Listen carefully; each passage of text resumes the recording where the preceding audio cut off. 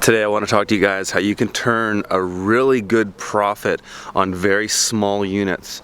So all of you are familiar with my 30-inch bed system if you follow my stuff. And I usually do a 25 or 50 foot bed, but sometimes you can do a 6-foot bed and turn just as much of a profit as you could expect off a 50-foot bed. I'll tell you exactly how I do that. That's coming up next on The Urban Farmer.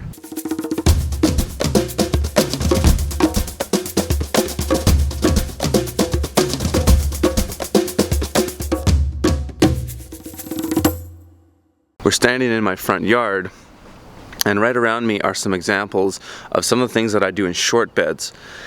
So the reason you would want to do something in short beds is so that you can offer it as a product, but it's not something you can sell a lot of. In my case, it's usually things like herbs, auxiliary greens, spring onions, chard. Yeah, just different types of greens, different types of herbs, basically. These are things that I want to have on my market stall and I want to offer to some customers, but I can't sell a lot of them. So here's one example, parsley.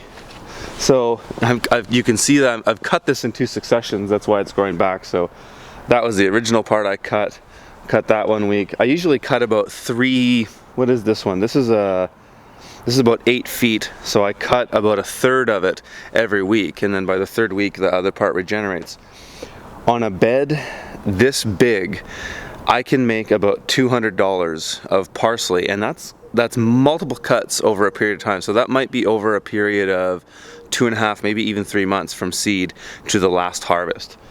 So I do it in a small amount because I'm not really selling big bulk amounts of parsley. I'm bringing 10 bunches to a market, and I might sell 20 to 30 bunches a week to some restaurant customers at best. But maybe no more than, maybe it's 30 bunches a week I sell tops.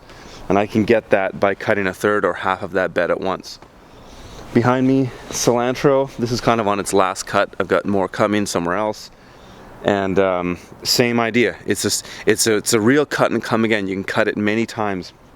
I can do $250 on a 12.5 foot bed of cilantro, which is this, that I'll cut 3 times at least. And again, I don't need a lot of it. I just want to have it often and in small amounts so that it can flush out my table and appear to offer. I can have more variety that I'm offering. So in a way, it's kind of a loss leader. It's there to just have that stuff there. I'm not, my main items are my salad mixes or my cherry tomato baskets. Something like that is just there so that people can go, oh, you got parsley too. Oh, you got cilantro too. Great. You could do the same thing with basil as well. Though I do sell a little bit more basil, so usually I do a 25-foot bed of basil, but nothing from stopping you from doing a 6-foot bed of basil if you can only move a little bit of it, because the crop, because it's a cut and come again crop, will be quite profitable. So one example that's a little bit unlike the others, because it's not cut and come again, is the spring onion.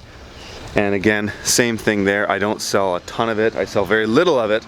Maybe 5 to 10 bunches at a market, but I like to have it as a variety, and it's very profitable. So at this density, I can make $750 on one 25-foot bed. So that's 6 feet. So still, it's going to generate close to a couple $100 on a 6-foot bed. So still really good there. This one, chard, is sort of an unsung hero of a profitable crop. It is by no means really that profitable of a crop, but because it's cut and come again, I put it in the ground, it pretty much stays there all season, and I only need to sell a little bit of it. It's profitable based on its square footage. So last year I had one 25-foot bed of chard, and it picked $800 worth of chard. So that's selling between ½ pound to 3/4 pound bunches at a market for $3. Or for bulk orders, I sell a 5-pound box for $25. So, or $20 depending on the season. So even at that price point, it's still a profitable crop.